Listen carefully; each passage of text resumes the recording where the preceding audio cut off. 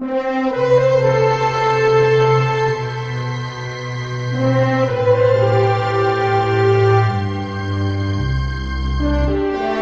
missão de Jesus como Messias para erradicar o pecado original.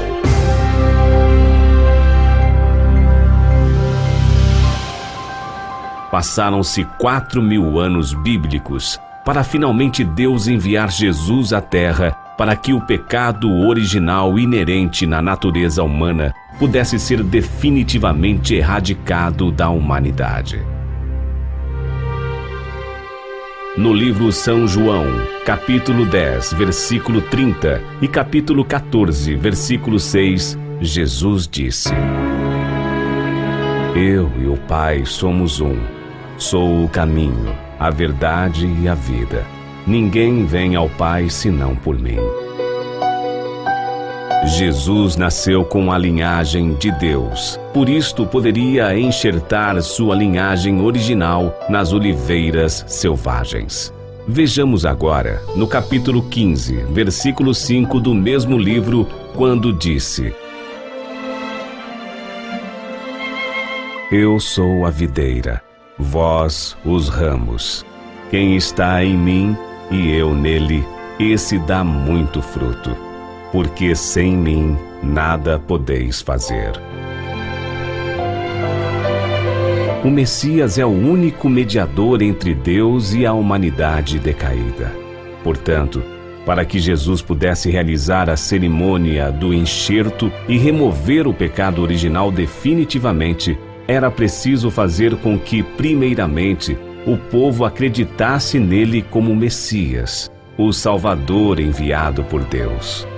Jesus incansavelmente pregou o seu evangelho, mas poucos acreditaram nele. Lemos em João capítulo 6, versículos 28 a 29. Que faremos para executarmos as obras de Deus? Jesus respondeu: A obra de Deus é esta: acrediteis naquele que Deus enviou. Jesus pediu para que o povo acreditasse nele e não que matassem ele. Portanto, o povo precisava acreditar em Jesus para que a cerimônia do enxerto pudesse ser realizada nos templos construídos para esta finalidade. Vejamos outras evidências bíblicas. João, capítulo 5, versículos 39 a 43. Examinais as Escrituras, porque vós cuidais ter nelas a vida eterna, e são elas que de mim testificam, e não quereis vir a mim para terdes vida.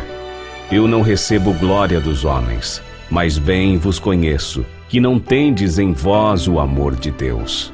Eu vim em nome de meu Pai, e não me aceitais. Se outro vier em seu próprio nome, a esse aceitareis. Em Mateus, capítulo 23, Jesus condena os líderes do judaísmo que foram preparados para aceitar e auxiliar Jesus em sua missão messiânica, quando disse estas palavras: Ai de vós, escribas e fariseus, hipócritas, pois fechais aos homens o reino dos céus, e nem vós entrais, nem deixais entrar aos que estão entrando. Ai de vós, condutores cegos, insensatos e cegos, pois qual é maior, o ouro ou o templo que santifica o ouro? Coais um mosquito e engoles um camelo. Fariseu cego, sois semelhantes aos sepulcros caiados, que por fora realmente parecem formosos, mas interiormente estão cheios de ossos de mortos e de toda a imundícia. Assim, vós mesmos testificais que sois filhos dos que mataram os profetas. Serpentes, raça de víboras, como escapareis da condenação do inferno? E Jerusalém, Jerusalém, que matas os profetas e apedrejas os que te são enviados. Quantas vezes quis eu ajuntar os teus filhos, como a galinha ajunta os seus filhotes debaixo das asas, e tu não quiseste. Eis que a vossa casa vai ficar-vos deserta, porque eu vos digo que, desde agora, me não vereis mais. O sumo sacerdote Caifás, o representante maior do povo judeu, foi o principal assassino de Jesus. Lemos no livro São Marcos, capítulo 14, versículos 61 a 65. Caifás tornou a perguntar: És tu o Cristo, filho do Deus bendito? E Jesus disse-lhes: Eu o sou. E vereis o Filho do Homem assentado à direita do poder de Deus. E o sumo sacerdote, rasgando os seus vestidos, disse: Para que necessitamos de mais testemunhas? Vós ouvistes a blasfêmia, que vos parece? E todos o consideraram culpado de morte. E alguns começaram a cuspir em Jesus, e a cobrir-lhe o rosto, e a dar-lhe punhadas, e a dizer-lhe: Profetiza. E os servidores davam-lhe bofetadas. No livro São Mateus, capítulo 27, versículos 20 a 26, diz: Os príncipes dos sacerdotes e os anciãos persuadiram a multidão que libertasse Barrabás e matasse Jesus. Disse-lhes Pilatos: Que farei então de Jesus chamado Cristo? Disseram-lhe todos: Seja crucificado. E, respondendo todo o povo, disse: O seu sangue caia sobre nós e sobre os nossos filhos. Então soltou-lhes Barrabás, o pior e temido ladrão nacional, e tendo mandado açoitar Jesus, entregou-o para ser crucificado. O apóstolo Paulo disse que a crucificação de Jesus foi o resultado da ignorância do povo. Lemos em 1 Coríntios, capítulo 2, versículo 8. Nenhum dos príncipes deste mundo conheceu esta verdade, porque se tivessem conhecido, nunca teriam crucificado o Senhor da glória.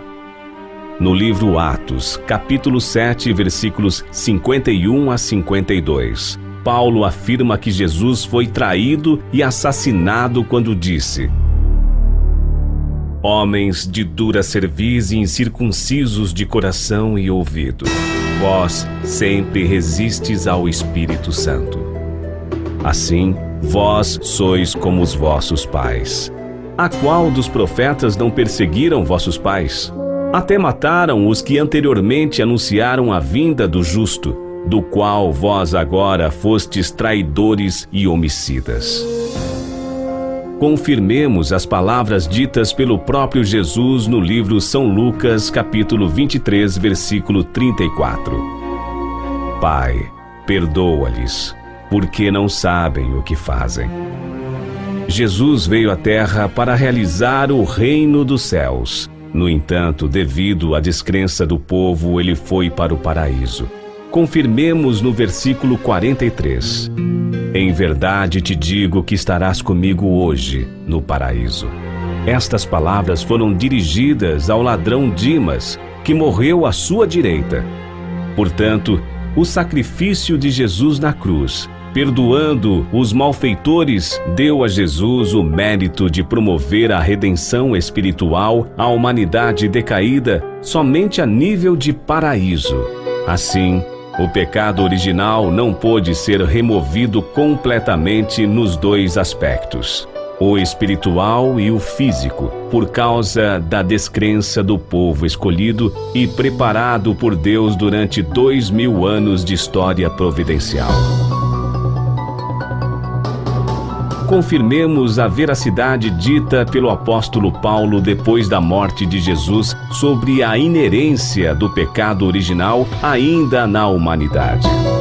Vejo nos meus membros outra lei, que batalha contra a lei do meu entendimento e me prende debaixo da lei do pecado que está nos meus membros. Miserável homem que eu sou, quem me livrará do corpo desta morte?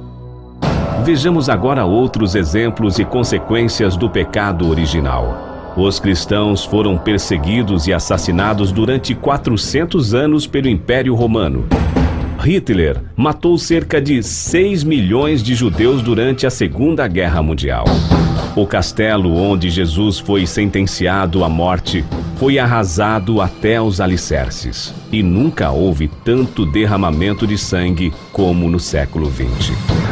E ainda em pleno século XXI, as intermináveis guerras no Oriente Médio, o terrorismo em escala mundial, vítimas de morte no casamento, sequestros, afronto terminante entre bandidos e policiais, doenças sexualmente transmissíveis, AIDS, suicídios ativos e passivos, fome mundial, rebeliões urbanas, divórcios, enfim, outras infinidades de problemas sinistros relacionadas com a vida humana. Todos estes sofrimentos são consequências do pecado original ainda inerente na humanidade.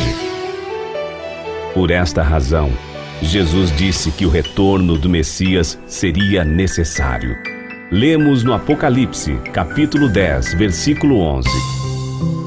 Importa que profetizes outra vez a muitos povos, nações, línguas e reis.